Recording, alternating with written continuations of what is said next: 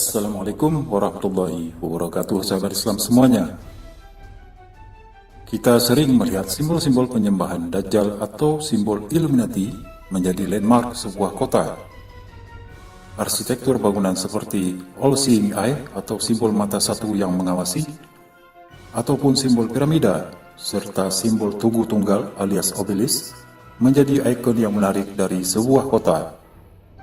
Namun, tak ada kota di dunia ini yang memiliki bangunan-bangunan berarsitektur Illuminati sebanyak dan sekomplit ibu kota negara Kazakhstan, yaitu Astana. Kota ini dipenuhi dengan simbol-simbol arsitektur okultisme yang berasal dari ajaran pagan tertua di dunia, yaitu penyembahan matahari atau sun worshipper. Astana adalah ibu kota negara Kazakhstan sejak tahun 1998. Nama Astana dalam bahasa Kazakh berarti ibu kota. Sengaja dipilih nama demikian karena mudah diucapkan dalam berbagai bahasa. Kota ini terletak di Provinsi Akmola. Jumlah penduduknya sebanyak 815.000 jiwa pada tahun 2013 dan diperkirakan akan terus berkembang dalam beberapa tahun ke depan. Astana merupakan kota modern yang dibangun pada abad ke-21 menggantikan ibu kota lama dari Kazakhstan, yaitu Almaty. Lalu, mengapa Kazakhstan begitu berniat mempersiapkan diri untuk kedatangan Dajjal? Sebenarnya, tidak ada yang salah dengan penduduknya, karena sebanyak 70% penduduk Kazakhstan sendiri merupakan penganut agama Islam.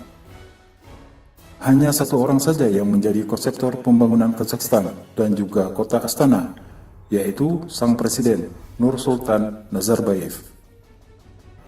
Dengan dukungan dana petrodolar yang jumlahnya miliaran dolar, kota tersebut dibangun di sebuah wilayah tak berpenduduk nun jauh di padang rumput Asia. Hasilnya sungguh mengagumkan.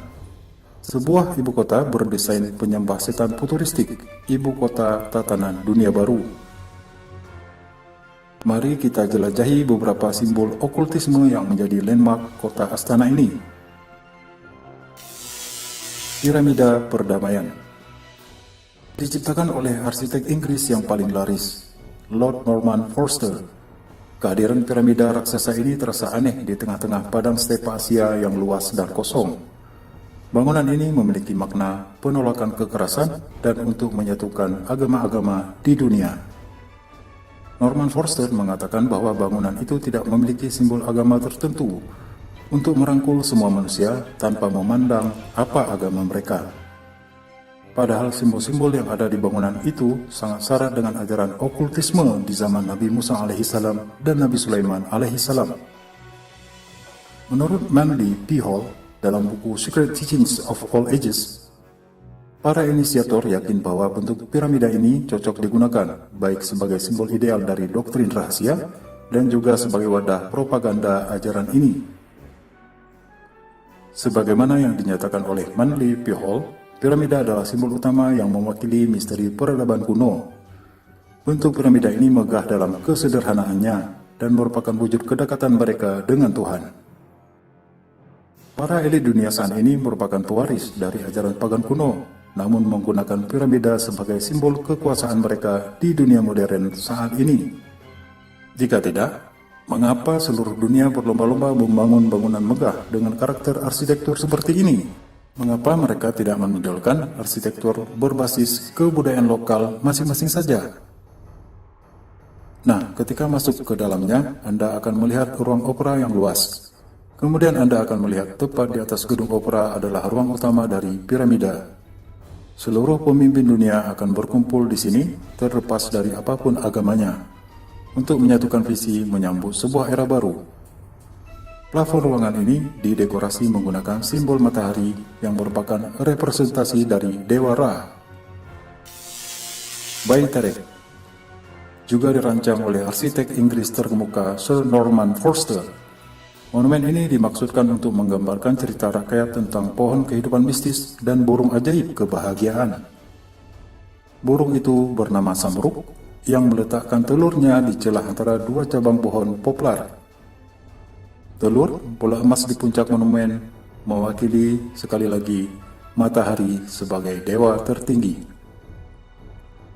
Jika masuk ke dalam gedung yang berbentuk telur itu, kita akan melihat sebuah meja yang di atasnya terdapat simbol piramida dan terdapat ukiran bekas tangan Presiden Kazakhstan Nurbayev di sana.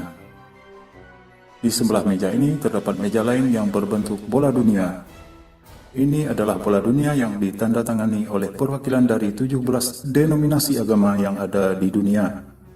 Ya, ini konteksnya berbicara tentang menyatukan semua agama ke dalam satu New World Order atau tatanan dunia baru.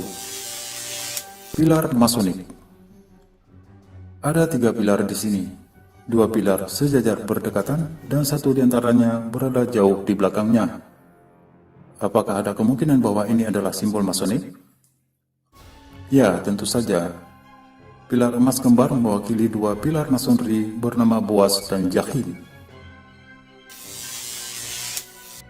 Istana Presiden. Istana ini terletak berlawanan dengan gedung Bayterek.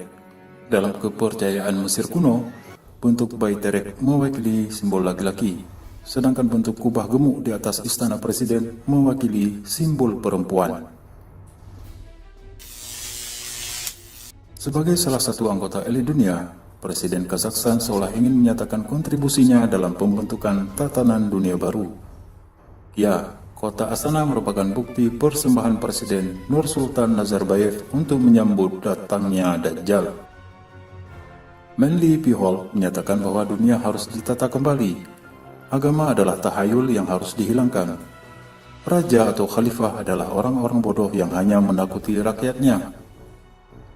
Pada tahun 1818, Manly juga menulis, pemerintahan bumi yang sempurna haruslah seperti yang ditetapkan oleh Ilahi. Pada saat itu, ketika tatanan dunia baru ada, manusia tidak perlu mencari kebahagiaan lagi, karena kebahagiaan akan meluap dengan sendirinya di dalam hati. Di sini bisa kita lihat betapa istiqomahnya pengikut Dajjal ini dengan ajaran turun-temurun dari nenek moyangnya. Lalu mengapa kita umat Islam tidak bisa istiqomah dengan agama Islam yang hak ini? Wallahu a'lam bishawab.